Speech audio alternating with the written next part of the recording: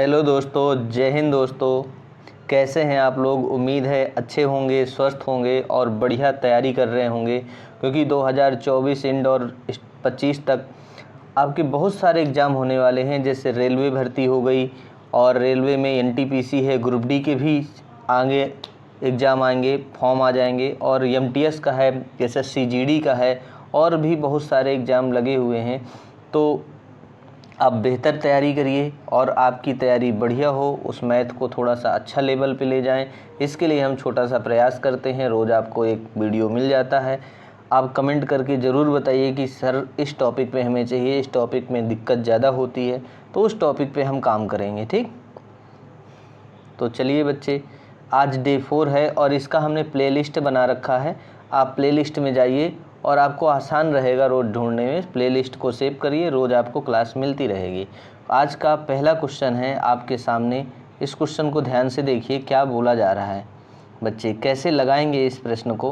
Question कह रहा है एक संख्या का 3/5 भाग दूसरी संख्या के आधे से 10 ज़्यादा है।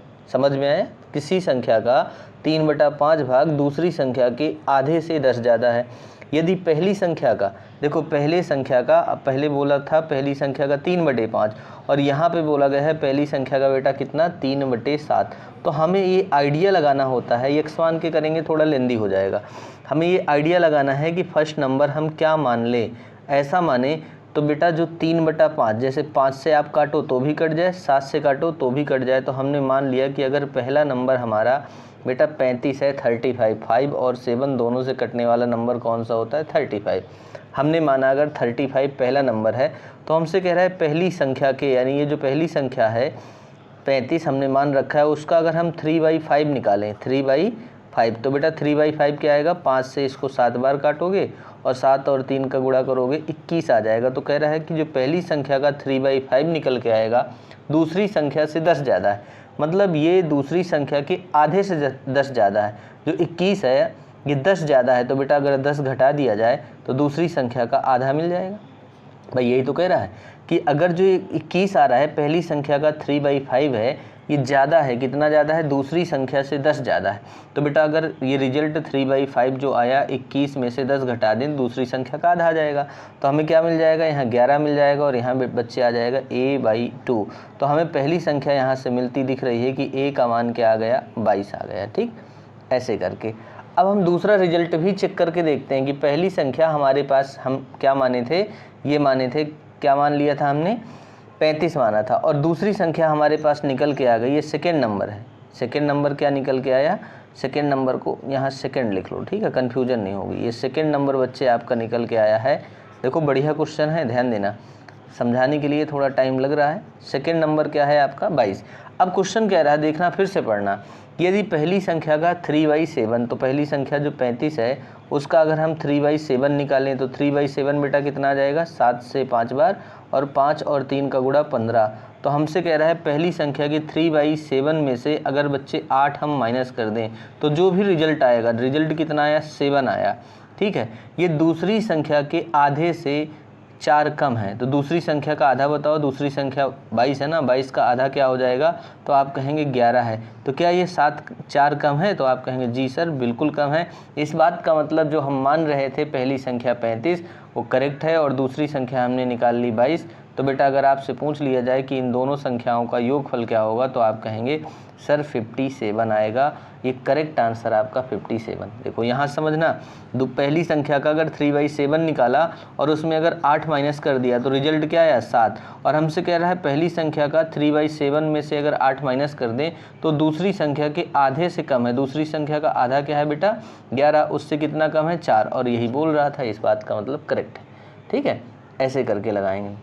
चलिए अगला क्वेश्चन बच्चे आपके सामने है, और ये क्वेश्चन क्या बोला जा रहा है, दो संख्याओं का योगफल 16 है। तो बेटा अगर एक संख्या a है और दूसरी संख्या b है, तो इन दोनों संख्याओं का सम आपको दे रखा है 16, और बच्चे इन्हीं दोनों संख्याओं का गुणनफल दे रखा है, यानी a × b का मान दिया है 63। अब आपसे कह रहा है कि उन दोनों संख्याओं के व्युत्क्रम का, व्युत्क्रम का मतलब उनका उल्टा, a का व्युत्क्रम क्या हो जाएगा बच्चे, अगर आपसे पूछा जाए तो आप कहेंगे 1/a। तो भैया a का व्युत्क्रम 1/a और b का व्युत्क्रम क्या हुआ, 1/b। ये आपको निकालना है। तो बच्चे जब इसको निकालना है तो आपको सिंपल सा करना है, इसको कैलकुलेट करिए।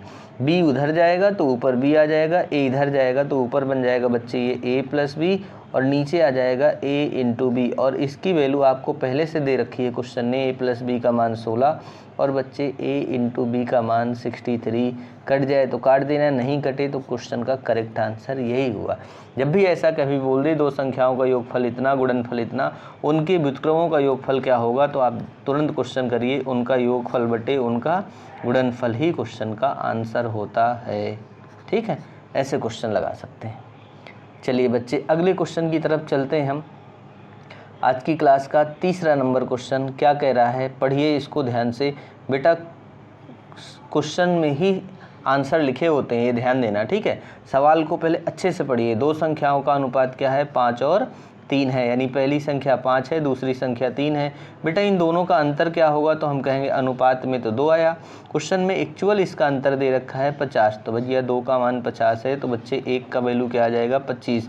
तो हमसे दोनों संख्याओं का गुणनफल पूछा है, तो पहले तो संख्या निकालो। 1 की वैल्यू अगर 25 है तो 5 की वैल्यू क्या आ जाएगी 125, ये पहली संख्या आ गई। बेटा दूसरा नंबर क्या आ जाएगा, इसमें 25 का गुणा करोगे तो दूसरा नंबर आ जाएगा 75। और हमसे पूछा क्या गया है, दोनों संख्याओं का मल्टीप्लाई करके बताइए, यानी 125 इंटू 75। ठीक, जब 125 का हम 75 में गुणा करेंगे तो देखो क्या आएगा। बहुत सारी ट्रिकें होती हैं गुणा करने की। ठीक है, जैसे बच्चे अगर इसका गुणा करना है तो हम इसमें डिजिटल सम भी लगा सकते हैं, अगर आप चाहो तो ये लगा सकते हैं। जैसे 5 2 7 1 8 आया, और इधर बच्चे क्या आ जाएगा 7 5 12 यानी 3 आया, और 8 और 3 का गुणा 24, और 24 में से अगर पूछा जाए तो डिजिटल सम कितना आ जाएगा 6 आ जाएगा। ठीक, ऐसा आ गया। तो यहाँ से देखिए इनका क्या डिजिटल सम 6 है, तो आप कहेंगे ना जी बिल्कुल नहीं है। इनका डिजिटल सम 6 है, तो आप कहेंगे 5 5 10 8 18 9, इसका भी नहीं है। अगर इसकी बात करें तीसरे का, तो 7 5 12, क्योंकि 9 को तो कूड़ा मानते हैं डिजिटल सम में, 7 5 12 ये 3 आया, तो बच्चे यही आपका करेक्ट आंसर हुआ। देखो 9 को हटा दिया, 7 3 10 5 15, 15 में से दोनों अंकों का योगफल 6। तो आप डिजिटल सम भी लगा सकते हैं या गुणा कर सकते हैं, और बहुत सारी ट्रिकें हैं कैलकुलेशन की। चलिए अगला क्वेश्चन आपके सामने है। एक विद्यालय में 2401 छात्र हैं। पीटी शिक्षक उन्हें पंक्तियों और स्तंभों में इस प्रकार खड़ा करना चाहता है कि पंक्तियों की संख्या स्तंभों की संख्या बराबर हो जाए। मतलब जो उनके पास छात्र है ना, तो उन छात्रों को बेटा ऐसे खड़ा करता है कि जितनी पंक्ति लगाई प्रत्येक पंक्ति में उतने ही छात्र बैठा दिए। ठीक है, जैसे आप समझिए, यहाँ से ध्यान से देखिए, अगर हम 5 पंक्ति बना रहे हैं और प्रत्येक पंक्ति में 5 5 बच्चे हैं, तो ये तो स्क्वायर का शेप हो गया। कैसे हो गया, स्क्वायर का शेप। ध्यान से देखिए ऐसे।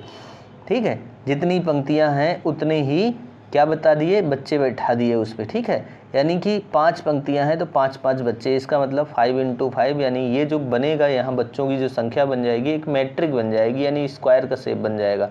तो हमने देखा कि भाई पंक्तियों की संख्या पूछा गया है, तो हम कहेंगे पंक्तियाँ x है, तो प्रत्येक पंक्ति में x बच्चे हैं, तो इस तरह करके टोटल बच्चों की संख्या x स्क्वायर है। क्वेश्चन ने बोला वो तो सर 2401 है, तो x की वैल्यू क्या आएगी, इस बात का मतलब है 2401 जो टोटल निकल के आए बच्चे, ये स्क्वायर के शेप में है। मतलब टोटल इनकी जो संख्या आएगी किसी न किसी संख्या का पूर्ण वर्ग होगा। अब बच्चे इसका वर्गमूल कुछ लोग निकालने लग जाएंगे। आप ये बताइए कि अगर हम बात करें कि 30 का स्क्वायर क्या होता है, 900 के आसपास होता है। अगर 40 की बात करें तो 40 का स्क्वायर बच्चे 1600 के आसपास होता है, अगर 40 भी मान लें, और 19 का तो आप जानते होंगे नहीं। तो भैया यही तो आपका आंसर है, क्यों पड़े हो चक्कर में, सब वर्गमूल निकाल लेंगे। तो करेक्ट आंसर होगा कि भैया वहाँ पंक्तियों की संख्या 49 है, और प्रत्येक पंक्ति में कितने कितने बच्चे, 49। तो भैया अगर आप सभी बच्चों को अगर वीडियो अच्छा लगा करे तो शेयर करिए अपने दोस्तों के साथ। ठीक, शेयर करना ज़रूरी है, शेयर करिए, चैनल को सब्सक्राइब करिए और इस परिवार को बड़ा करिए। कह रहा है 4 क्रमागत संख्याओं में से पहली 2 का योगफल चौथी संख्या के बराबर है। तो बेटा 4 क्रमागत संख्या क्या होगी, एक x है, अगली इससे एक और बड़ी होगी, और तीसरी इससे एक और बड़ी होगी, और चौथी x + 3 होगी। तो हमसे कह रहा है पहली 2 का योगफल। तो बेटा पहली 2 का योगफल, इन दोनों का योगफल निकालेंगे तो आ जाएगा 2x + 1। ये किसके बराबर है, चौथी संख्या के बराबर है, x + 3 के। तो ये 2x में x माइनस होगा, x बचेगा, और यहाँ से बच्चे 3 में 1 गया 2, तो x का मान 2 आया। इस बात का मतलब पहली संख्या 2 है। बच्चे अगला क्या होगा, 3 होगा, फिर अगला क्या होगा 4 होगा, फिर अगला क्या होगा 5 होगा। और कह रहा है इन्हीं सभी संख्याओं के योगफल का आधा बता दो। योगफल का आधा यानी कि चारों संख्याओं के योग का आधा। तो हम कहेंगे 5 4 9, 9 3 कितना 12 2 14, और 14 का आधा बेटा क्या होता है 7 होता है। करेक्ट आंसर आपका ये होगा। चलिए नेक्स्ट क्वेश्चन की तरफ बढ़ते हैं। नेक्स्ट क्वेश्चन आपका ये आया, 24 आम है, 24 बेटा आम के पेड़ लगे हैं, ठीक है, ये आम के पेड़ हैं। और अगर हम बात करें तो सेब के पेड़ कितने हैं, तो आप क्वेश्चन बोला जा रहा है 56 है, 56 हैं। और संतरे के पेड़ों की बात किया जाए तो भैया संतरे के पेड़ों की संख्या कितनी है 72 है। अब क्वेश्चन को ध्यान से पढ़िए। क्वेश्चन कह रहा है प्रत्येक पेड़ों को पंक्तियों में इस प्रकार लगाना चाहिए ताकि प्रत्येक पंक्ति में केवल एक ही प्रकार का पेड़ हो, और वो भी समान संख्या में। ऐसा नहीं कि आम वाले पंक्ति में आप सेब का पेड़ लगा दे रहे हैं, ठीक, तो उन पंक्तियों की न्यूनतम संख्या बताइए। तो आप ये कहना है आपको कि इस तरह इनकी संख्या, इस तरह पंक्तियां बनानी है कि प्रत्येक पंक्ति में क्या हो बराबर संख्या में पेड़ लगे हों। तो भैया इसको ये देखना है कि इन तीनों पे लोएस्ट सबसे हाईएस्ट कॉमन फैक्टर क्या है, ऐसी कौन सी संख्या है जो सबको काट दे। तो आप कहेंगे 8 है, 8 से बेटा ये 3 बार कट जाएगा, 8 से कितनी बार 7 बार, और 8 से कितनी बार 9 बार।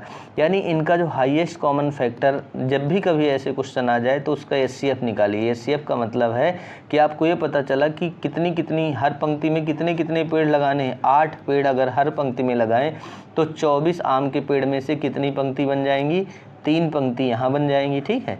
और कह दिया जाए कि अगर 56 सेब हैं तो 8 अगर लगाओगे तो यहाँ 7 पंक्ति यहाँ बन जाएंगी और बच्चे यहाँ 9 पंक्ति बन जाएंगी। तो आपसे पेड़ नहीं पूछा गया कि प्रत्येक पंक्ति में न्यूनतम कितने पेड़ लगाए जाएं, आपसे ये पूछा गया है कि पंक्तियों की टोटल संख्या बता दीजिए। तो 7 3 10 9 19 बेटा क्वेश्चन का करेक्ट आंसर है डी नंबर, ठीक। चलिए आगे बढ़ते हैं अगले क्वेश्चन की तरफ। अगला क्वेश्चन बच्चे आपका ये है 7वां, कह रहा है एक हाल में, देखो बढ़िया क्वेश्चन है, एनटीपीसी में हर तरह का क्वेश्चन आता है, संख्याओं पे आधारित है, कभी कभी दिमाग खाने वाले भी क्वेश्चन आ जाते हैं। एक हाल में मौजूद लोगों में से 6/11 लोग वहां उपलब्ध कुर्सियों में से 9/14 कुर्सियों पर बैठे हैं। बेटा कहा जा रहा है कि 9/14 पर बैठे हैं, किस पर, कुर्सियों पर। इस बात का मतलब वहाँ टोटल कुर्सियाँ कितनी हैं, तो आप कहेंगे सर टोटल कुर्सियाँ 14 हैं और 14 में से 9 कुर्सियों पर बैठे हैं, ठीक है। पहले हम कुर्सियों की बात कर लेते हैं। टोटल कुर्सियों की बात किया जाए तो बेटा 14 कुर्सियाँ हैं। कितनी कुर्सियाँ हैं, 14 कुर्सी हैं, ठीक है। ध्यान समझना इस बात को, कह रहा है ना कि 9/14 कुर्सियों में से 9/14 पर बैठे हैं। इस बात का मतलब टोटल अगर 9 कुर्सियाँ हैं तो 9 में से टोटल अगर 14 कुर्सियाँ हैं तो 14 में से बेटा 9 पर बैठे हैं और शेष लोग क्या हैं, खड़े हैं। और अगर 14 में से 9 पर बैठे हैं तो 9 कुर्सियों पर लोग बैठे हैं, तो खाली कुर्सियां कितनी हैं, तो आप कहेंगे सर खाली कुर्सियों की संख्या कितनी है, 5 है। जबकि क्वेश्चन कह रहा है कि खाली कुर्सियों की संख्या 5 नहीं है बच्चे, इसकी संख्या कितनी है, 30 है। तो 5 की वैल्यू आपको 30 दे रहा है, तो आप कहेंगे 1 का मान सर क्या आ जाएगा, 1 का मान 6 आ जाएगा। तो बताइए कुर्सियों की टोटल संख्या कितनी है, आपने 14 मानी थी ना, तो 14 × 6 84। तो आप कह सकते हैं बच्चे कि वहाँ टोटल जो कुर्सियाँ हैं, वो टोटल कुर्सियाँ हैं वो कितनी हैं, 84 हैं। चलिए अब बात करते हैं यहाँ पर। अब क्वेश्चन ने बोला है कि एक हाल है जहाँ पर मौजूद लोगों में से 6/11 लोग वहाँ उपलब्ध कुर्सियों में से 9/14 पर बैठे हैं। इस बात का मतलब है कि बेटा कितने, अगर टोटल 11 लोग हैं तो 11 में से 6 लोग, ध्यान से समझना, 11 में से 6 लोग कुर्सियों पर बैठे हैं। और कुर्सियों पर कितने लोग बैठे थे, 9/14 लोग। अगर बेटा टोटल कुर्सियां आपके पास कितनी हैं, 84 हैं, तो 84 में से, ध्यान से देखना, 84 कुर्सियों में से 9/14 पर लोग बैठे थे।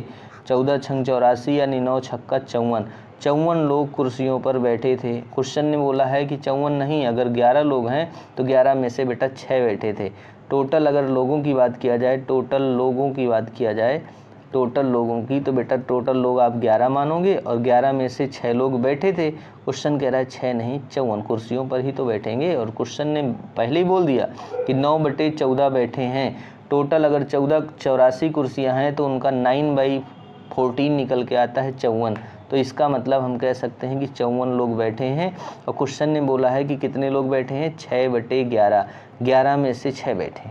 क्वेश्चन ने बोला कितने लोग खड़े हैं, तो भाई 11 में से 6 बैठे हैं तो खड़े कितने हैं, 5 है। तो हमें 5 का मान बताना है। 6 का मान अगर 54 है तो 1 बराबर 9 होगा, तो बेटा 5 बराबर क्या होगा, 9 गुणे 5 45। क्वेश्चन का करेक्ट आंसर आ जाएगा 45। ना समझ में आया हो एक बार फिर से देख लेना, बिल्कुल स्मूथली हमने बताया है, बिल्कुल एकदम क्लियर। भाई अगर वहाँ 11 लोग थे, 11 में से 6 बैठे हैं, क्वेश्चन ने बोला 6 नहीं, कुर्सियों पर कितने लोग बैठे हैं, 84 का 9/14 यानी कितना लोग, 54 लोग बैठे हैं। तो 6 की वैल्यू 54 है, 1 का वैल्यू बेटा कितना आ गया, 9। अगर 11 में से 6 लोग बैठे हैं तो खड़े कितने हैं, तो हम कहेंगे खड़े हैं 5, और 1 बराबर अगर 9 है तो 5 बराबर कितना, 45। क्वेश्चन खत्म। समझे कुछ, ऐसे लगेगा। चलिए बच्चे अगले क्वेश्चन की तरफ चलते हैं। ये क्वेश्चन रहा 8वां, कह रहा है किसी संख्या के 1/8 का 1/4, अगर हम संख्या x मान ले तो बेटा उस संख्या का 1/8 का फिर कितना 1/4 बेटा कितना है, 30 है। तो बताइए उस संख्या का 1/5, तो पहले संख्या तो निकाल लो। तो आप कहेंगे 30 × 8 × 4, ये तो संख्या आ गई। लेकिन बेटा संख्या नहीं बताना, ये संख्या पूरी निकल आई। इस संख्या, कुछ लोग बच्चे क्या करते हैं, इसका मल्टीप्लाई तुरंत करते हैं, बहुत गंदी आदत होती है, ये गंदी आदत छोड़ दो। ये संख्या निकल आई और इस संख्या का क्या निकल रहा है, 1/5 यानी 5 से डिवाइड कर दो। 5 से कितनी बार, 6 बार, और बेटा कितना आ जाएगा, सॉरी ये 300 था, ठीक है। तो 5 से 6 बार की जगह ये 60 आ जाएगा। तो ये बचा 60 × 8 चौको कितना हो गया, 32। और जब हम 60 का गुणा 32 में करेंगे तो 6 × 2 12, 6 × 3 18, 1 19। करेक्ट आंसर आ जाएगा हमारा 1920, जो कि सी नंबर में है, ठीक। चलिए आगे बढ़ते हैं। अगला क्वेश्चन आपका 9वां नंबर। क्वेश्चन कह रहा है, ध्यान से पढ़ो, किसी संख्या के 3/7 के 1/4 का 2/5वां भाग 15 है। तो बेटा संख्या को x मान लीजिए, और जब काका लगा होता है ना इस तरह, तो इनका मतलब मल्टीप्लाई है और कुछ नहीं। किसी संख्या का 3/7 और इसी का फिर 1/4 और फिर इसी का 2/5वां पार्ट जो है वो बेटा किसके बराबर है, 15 के बराबर है। तो उस संख्या का आधा निकालना है। क्या निकालना है, आधा।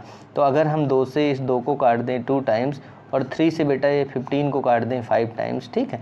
तो हमें क्या निकालना है, उस संख्या का आधा यानी x/2। तो बेटा इस 2 को बचा के रखो, इस 2 को बचा के रखिए, नहीं करना ना करो। x बराबर हो जाएगा 7 × 2 × 5, ये नीचे जितना भी बचा है सब वहाँ चला जाएगा, और वहाँ 5 बचा है। लेकिन हमें ये नहीं बताना, ये तो संख्या आ गई, उस संख्या का आधा बताना है। तो बेटा इसको 2 से कर दो भाग, तो 2 से 2 कट जाएगा, और 5 और 5 25, 25 7 175। क्वेश्चन का करेक्ट आंसर आ जाएगा, जो कि आपका बी नंबर है, ठीक। चलिए अगले क्वेश्चन की तरफ चलते हैं। 10वां है। बच्चे कह रहे हैं कक्षा 12 के पुनर्मिलन समारोह में 45 छात्रों में से 45 छात्र हैं, 45 छात्र हैं कक्षा 12 में। किसमें, कक्षा 12 में। लेकिन बच्चे कह रहे हैं कक्षा 12 45 छात्रों में से 30 छात्रों ने भाग लिया।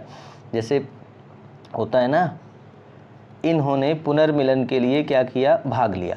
और क्वेश्चन कह रहा है यदि समारोह में उपस्थित सभी 30 छात्रों ने, सभी कितने लोग उपस्थित हुए, प्रेजेंट तो इतने लोग हुए ना, तो हम कहेंगे इतने लोगों ने आपस में एक दूसरे से हाथ मिलाया। तो कितनी बार हाथ मिलाएंगे, तो बेटा जब 2 व्यक्ति मिलते हैं, ठीक है, जब 2 व्यक्ति मिलते हैं ऐसे करके, तो बताइए 2 व्यक्तियों ने कितनी बार में, जब दोनों लोग मिलेंगे तो एक बार में ही ना हाथ मिल जाएगा। तो जब 2 लोग मिलें और काम सिर्फ एक बार हो, तो आप क्या, कौन सा रूल लगाते हैं, n × n-1/2 लगाते हैं, ठीक है। भैया 30 आदमी थे और 30 ने सब एक दूसरे से हाथ मिले, तो 30 में से 1 कम कर दिया, 29/2 कर दिया, 2 से इसको 15 से डिवाइड कर दिया, ठीक। तो हम कहेंगे 15 का अगर 30 मान के चलें इसको, तो 15 × 30 450, जो भी आंसर आएगा 450 के आसपास आएगा। और एक ही दे रखा है और कोई नहीं है, तो हम गुणा करने के चक्कर में कभी नहीं पड़ते। लेकिन बच्चे अगर ये क्वेश्चन ऐसा होता गिफ्ट देने वाला, कि इस बच्चे ने इसको एक गिफ्ट दिया और इसने इसको गिफ्ट दिया, गिफ्ट वाला क्वेश्चन हो, तो ध्यान देना गिफ्ट वाला जब क्वेश्चन होगा तो फिर n × n-1 वाला रूल लगता है, फिर बटे 2 से डिवाइड नहीं किया जाता। लेकिन अगर हाथ मिलाने और गले मिलने वाला क्वेश्चन हो तो ये वाला कॉन्सेप्ट लगता है, बटे 2 से डिवाइड किया जाता है, ठीक। चलिए अगले क्वेश्चन की तरफ बढ़ते हैं बच्चे। अगला क्वेश्चन कह रहा है यदि प्रत्येक पैकेट में समान संख्या में पेंसिलें मौजूद हैं और 12 पैकेटों में, देखो प्रत्येक पैकेट में पेंसिलों की संख्या बराबर है। अब हमसे कह रहा है 12 पैकेट हैं और 12 पैकेटों में 96 पेंसिल हैं, ठीक है, ऐसा करके। तो भैया एक पैकेट में कितनी पेंसिलें होती हैं, तो हम कहेंगे 8 पेंसिल। बच्चों वाला क्वेश्चन, ठीक है, एनटीपीसी में पूछा गया। तो कह रहा है कि अगर 304 हमारे पास पेंसिलें हैं तो बताइए कितने पैकेट की ज़रूरत पड़ेगी। तो भैया 8 पेंसिल मिलके एक पैकेट बनता है, 8 से डिवाइड करो, 8 से 3 बार 24, 8 से 8 बार 64। तो हमें अगर 304 पेंसिलों को भरना है पैकेटों में तो फिर 38 पैकेटों की ज़रूरत पड़ेगी। चलिए ये क्वेश्चन देखिए, कह रहा है रामकृष्ण एक संख्या p के 3/5, तो भैया जैसे बोला जा रहा है संख्या p का 3/4, ठीक, और एक संख्या क्या है q का 2/3 घटाता है, q का इससे कह रहा है ना एक संख्या p से, ठीक है, p के 3/4 से माइनस करना है किसका, q का 2/3, अगर माइनस करेगा तो जो रिजल्ट मिलेगा वो बेटा 5/8 मिलेगा। ध्यान से समझना कितना मिलेगा, 5/8। क्वेश्चन क्या बोला जा रहा है, क्वेश्चन बोला जा रहा है कि यदि वह संख्या के 9 गुने से, यानी कौन से, उस p के 9 गुना से, ठीक है, किसको, q का 8 गुना घटा दे, ठीक है, तो बताइए क्या, यही तो बोला जा रहा है p के 9 गुना से q का 8 गुना घटाता है। तो चलो बच्चे इसको पहले कैलकुलेट करते हैं। 3 का मल्टीप्लाई इधर होगा तो क्या आ जाएगा, 9p आ जाएगा, और बच्चे 4 का q के साथ हो जाएगा तो कितना आ जाएगा, 8q आ जाएगा, ठीक है, और बटे में बचेगा 12, एलसीएम 12 को उधर ले जाते हैं तो 5/8 इंटू 12। और आप ध्यान से देखो निकालना क्या था, निकालना तो यही था ना, p का 9 टाइम्स और q का 8 टाइम्स, यानी p के 9 गुने में से अगर q का 8 गुना घटाया जाए तो क्या बचेगा। तो ये लो क्वेश्चन तो सामने आ गया आपका आंसर, ये लीजिए। 4 से आप इसको काट सकते हैं 2 बार, और 4 से बच्चे 3 बार, तो 5 और 3 का गुणा 15, 15/2 आपके क्वेश्चन का करेक्ट आंसर होगा। चलिए आगे बढ़ते हैं। अगला क्वेश्चन कह रहा है 80 विद्यार्थियों वाली एक कक्षा में कक्षा का 1/10 भाग चॉकलेट डी को मिल गए। तो भैया 80 में से 1/10 चॉकलेट, ठीक है, 80 विद्यार्थियों वाली कक्षा में, ठीक है, कक्षा का 1/10, कक्षा में जो लोग हैं उसी कक्षा का बोल रहा है ना, कक्षा अगर 80 लोगों की है तो उसका 1/10 यानी कि 8 चॉकलेट किसको मिल गए, डी को मिल गए। क्वेश्चन कह रहा है कक्षा का 1/20 भाग, यानी ये जो क्लास है, क्लास का 120 अगर निकाला जाएगा तो यहाँ से 4 निकलेगा, तो ई को बेटा कितने चॉकलेट मिल गए, 4 मिल गए। तो क्वेश्चन बोला जा रहा है कि चॉकलेट डी को पसंद करने वाले छात्रों की संख्या और चॉकलेट ई को पसंद करने वाले छात्रों की संख्या में अंतर कितना होगा, ये डिफरेंस पूछा जा रहा है। तो भैया डिफरेंस क्या होगा, 4 का होगा। क्वेश्चन का करेक्ट आंसर आ जाएगा 4, ठीक है, एनटीपीसी CBT 2 में पूछा गया है।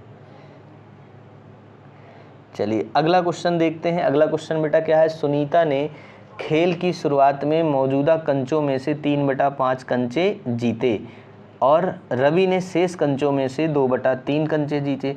तो बेटा कंचों की संख्या कुछ तो माननी पड़ेगी, तो कुछ कंचों की संख्या ऐसी मानिए जिससे 3/5 निकालने के बाद फिर उसका 2/3 निकाला जाए तो आसानी से कैलकुलेट हो जाए। तो बेटा 3/5 और 2/3 में बटे में 3 दिख रहा है ना, तो 3 के हिसाब से हम इनका एलसीएम मान लेंगे कितना बच्चे, इनका एलसीएम मान लेंगे हम 15। क्या मान लेंगे बच्चे, 15 मान लेंगे, ठीक।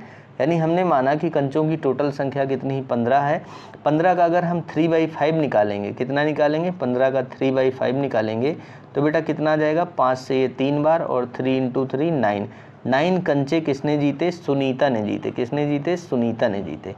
और रवि ने शेष कंचों का, बेटा 15 में से 9 निकल गए तो शेष बचे 6, और शेष कंचों का 2/3 निकाल दिया तो 3 से 2 बार, 2 × 2 कितना हुआ 4 रवि ने जीते। तो अब बताइए शेष कंचे कितने बचे, तो शेष जो कंचे बचे वो सनी ने जीते। किसने, सनी ने। तो 9 4 13 हो गए और 13 में से 2 कंचे बच गए क्योंकि टोटल हमने माने थे 15, तो 2 बचे। और 2 क्वेश्चन कह रहा है 2 नहीं बचे, यहाँ बचे कितने, 60। तो 2 की वैल्यू बेटा 60 है, तो 1 की वैल्यू क्या आ जाएगी, 30।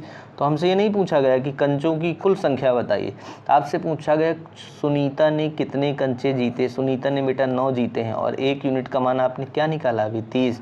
तो 9 का मान क्या आ जाएगा, 9 × 30 यानी 270 क्वेश्चन का करेक्ट आंसर होगा, जो कि डी नंबर में। समझे कुछ। चलिए क्वेश्चन नंबर 15 की बात करें। दो संख्याओं का अंतर 18 है, तो बेटा एक संख्या a है और दूसरी संख्या b है, इनका अंतर 18 है और हमसे इनके वर्गों का अंतर यानी a² - b² की वैल्यू बच्चे दे रखे है 360। हमसे बड़ी संख्या पूछा गया। आप अच्छे से जानते हैं a² - b² का फार्मूला होता है 1 बार a + b और एक ब्रैकेट में बेटा a माइनस बी, ठीक है, और बराबर हो जाएगा 360। तो क्या आप a माइनस बी की वैल्यू जानते हैं? बिल्कुल जानते हैं, क्वेश्चन में दे रखा है 18। तो अगर 18 से इसको काट दोगे तो बेटा 20 बार। इस बात का मतलब है कि a प्लस बी की वैल्यू आपको पता चल गई 20 है और a माइनस बी की वैल्यू पहले से दे रखी थी 18 है, ठीक है। आपसे बड़ी संख्या पूछा जा रहा है तो आप 20 जोड़ दोगे, b से b कट जाएगा, 2a की वैल्यू आ जाएगी 38, 2 से आप काट दोगे तो a की वैल्यू आ जाएगी 19 और यही पूछा गया है बड़ी संख्या 19। छोटी संख्या क्या होगी? 1 होगी, ठीक है। 19 प्लस 1 20, ये आ गया। चलिए नेक्स्ट क्वेश्चन की बात करें तो नेक्स्ट बेटा 16 नंबर कह रहा है 91 सेंटीमीटर लंबे तार को 2 टुकड़े में काटा जाता है कि एक टुकड़े की लंबाई दूसरे की लंबाई की कितना है?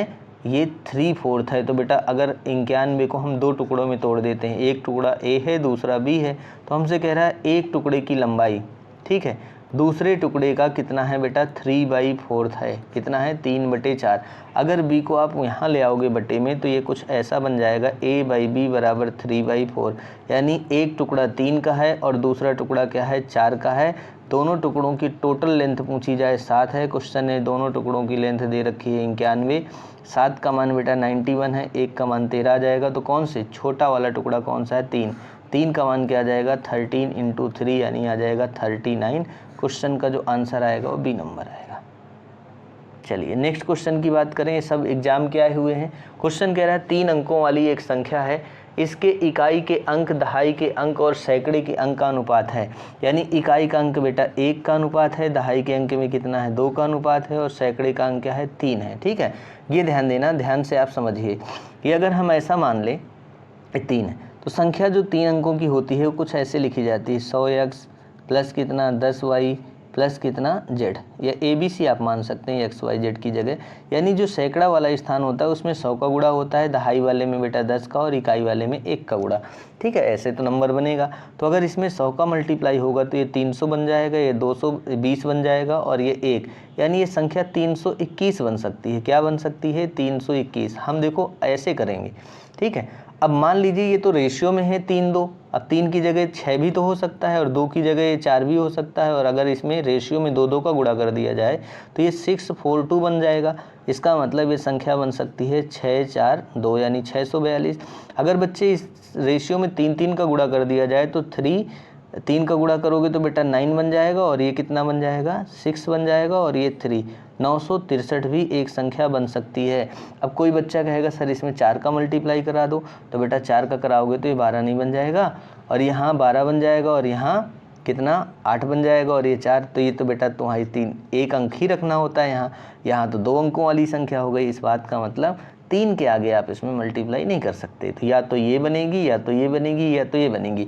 अब क्वेश्चन ने बोला है कि यदि इस संख्या के अंकों का क्रम पलट दिया जाए, हम कह दें कहीं पर आपके पास लिखा है 1 2 3, इसके क्रम बदलोगे तो नया नंबर क्या बनेगा? तो आप कहेंगे 3 2 1 बनेगा। अभी पढ़ रहे हो इधर से 1 2 3 और फिर पढ़ोगे 3 2 1, ठीक। जैसे हम 4 8 9 लिख दें और कह दें इसका उल्टा क्रम बदल दिया जाए तो कौन सा नंबर बन जाएगा? 9 8 4 बनेगा, ठीक।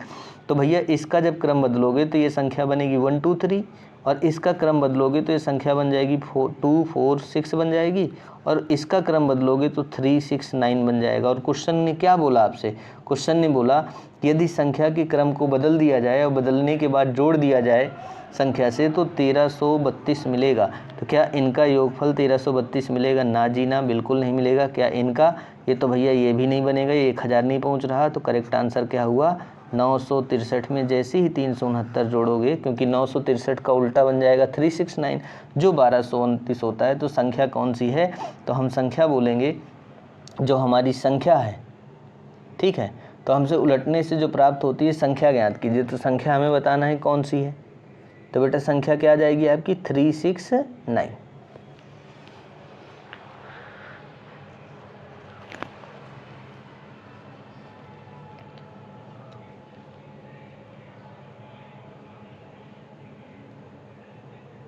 हमें क्या बोला था? ये इकाई का अंक है, ये दहाई का है और सैकड़ा का। सही है बेटा, जैसा हमने लिखा है वैसा आंसर आना चाहिए आपका। जो संख्या पूछा गया है तो 963 आना चाहिए इसका नंबर, ठीक है। क्या आना चाहिए? 963 इस क्वेश्चन का आंसर। यहाँ पे 369 है तो आप इसको टिक कर सकते हैं, ठीक, और नंबर बनेगा ही नहीं। अगला क्वेश्चन की बात करें, अगर ये दे रखा है एक व्यक्ति अपने बगीचे में से 21,000 कितना 25 आम इस प्रकार लगाता है कि पंक्तियों की संख्या और प्रत्येक पंक्ति में पेड़ों की संख्या बराबर हो। वही बात कि अगर उसने 3 पंक्ति लगाई तो प्रत्येक पंक्ति में 3-3 पेड़ है, यानी कि अगर हम टोटल देखें तो 3 इन पेड़ों की संख्या क्या हो गई, एक परफेक्ट स्क्वायर नंबर हो गई। तो इस बात का मतलब जितने पेड़ उतने ही पंक्ति, ठीक है, एक पंक्ति में जितने पेड़ लगे होंगे उतनी ही पंक्ति होंगी, यानी यक्स पंक्ति तो यक्स पेड़, यानी कि इनका जो गुणनफल होगा पेड़ों की संख्या एक परफेक्ट स्क्वायर होगी। तो बच्चे इसका बताइए, अगर हम इसका परफेक्ट स्क्वायर निकालें, जो आम लगे हैं वो आम की संख्या क्या है, यक्स पंक्ति हैं तो यक्स आम लगे हैं, ठीक है। तो हमें किसकी संख्या बतानी, पंक्तियों की, ठीक। तो इसका वर्गमूल निकाल दो, वर्गमूल निकालोगे तो बेटा लास्ट के 2 अंक को फिक्स कर लिया करो तो 5 आएगा। ये बताइए किसके स्क्वायर के बीच में है, तो आप कहेंगे 14 का स्क्वायर 196 और 15 का स्क्वायर 225। भैया हमेशा छोटा वाला लिख दो उठा के, दोनों जगह ये 14 लिख दोगे, ठीक है। ये क्वेश्चन का करेक्ट आंसर होगा। ये लो भाई, कैसे क्लिक किया जाता है, देखो लास्ट में 5 है, 5 सिर्फ 5 के स्क्वायर में बनता है और किसी पे नहीं बनता तो फिक्स हो गया। अब ये नंबर को देखो किसके स्क्वायर के बीच में आता है, 14 और 15, तो हमेशा छोटा वाला भरना है, 14 भर दो, क्वेश्चन का करेक्ट आंसर हो गया। चलिए नेक्स्ट क्वेश्चन की बात करें। नेक्स्ट क्वेश्चन है बेटा ये, 2 अंकों की संख्या का योग 27 है और एक संख्या का 5 गुना दूसरी संख्या के 4 गुने के बराबर है। तो हमसे बोला जा रहा है कि एक संख्या का, यानी पहली संख्या अगर a है तो इसका बेटा कितना गुना, 5 गुना, एक पहली संख्या का अगर 5 गुना दूसरी संख्या के कितने गुने के बराबर है, 4 गुने के बराबर है। तो अगर हम पहली और दूसरी संख्या का रेशियो निकालें तो 4/5 निकलेगा और दोनों संख्याओं का योगफल कितना आया, 9, जबकि पहली संख्या आपकी 4 आ गई, दूसरी बेटा 5 है, जबकि दोनों संख्याओं का योगफल 9 है। क्वेश्चन ने दे रखा है 27, तो 9 का मान 27 है। बताइए 1 की वैल्यू 3 आ जाएगी, तो छोटी संख्या कौन सी है, 4, तो 3 का 4 में बेटा गुणा करोगे और 3 × 4 कितना हो जाएगा, 12। क्वेश्चन का करेक्ट आंसर। ये लो, आसान से क्वेश्चन है, कुछ ग्रुप डी में अक्सर पूछे गए। चलिए, 2 क्रमागत प्राकृतिक संख्याओं के वर्गों का योगफल बेटा दे रखा है, यानी कि अगर एक संख्या a है और दूसरी संख्या b है, दोनों के वर्गों का जो योगफल है वो कितना है, 313 है। लेकिन बच्चे ये संख्या क्रमागत है, यानी 5 है तो अगली संख्या 6 होनी चाहिए, या एक संख्या 20 है तो अगली 21 होनी चाहिए। तो इसमें से छोटी संख्या बताइए। अगर हम सबसे छोटी संख्या 12 लेके देखें तो बेटा अगर ये 12 होगी तो अगला नंबर 13 लिखा होना चाहिए। तो क्या है, 12 का स्क्वायर 13 का स्क्वायर है, तो बेटा 12 का स्क्वायर होता है 144 और 13 का स्क्वायर होता है 169। अगर इनको जोड़ेंगे 9 4 13, 6 4 10 1 11 और 313 मिल जाएगा। इस बात का मतलब हमारा छोटा नंबर क्या है, 12 है। क्लियर हो गया, ठीक। तो चलिए बच्चे, आज की क्लास यहीं ख़त्म करते हैं, क्योंकि आज क्वेश्चन BC लेके आए थे हम, ठीक। तो क्लास अगर आपको अच्छी लगी हो तो बच्चे शेयर करिए अपने दोस्तों के साथ, चैनल को सब्सक्राइब करिए अगर सब्सक्राइब नहीं किया है आपने, ठीक है, और लाइक किया करिए, कमेंट ज़रूर किया करिए कि सर हाँ ये क्वेश्चन हमें बढ़िया समझ में आया, ठीक है, और ये वाला टॉपिक हमें पढ़ना है, कोई भी टॉपिक, उसके लिए भी आप कमेंट करके बताइए, तब हम पता चले कि हाँ भाई जो पढ़ा रहे हैं क्या रिक्वायरमेंट है आपकी, क्या पढ़ाना है क्या नहीं पढ़ाना है, ठीक। तो चलिए भैया, जय हिंद, मिलते हैं अगली क्लास पर।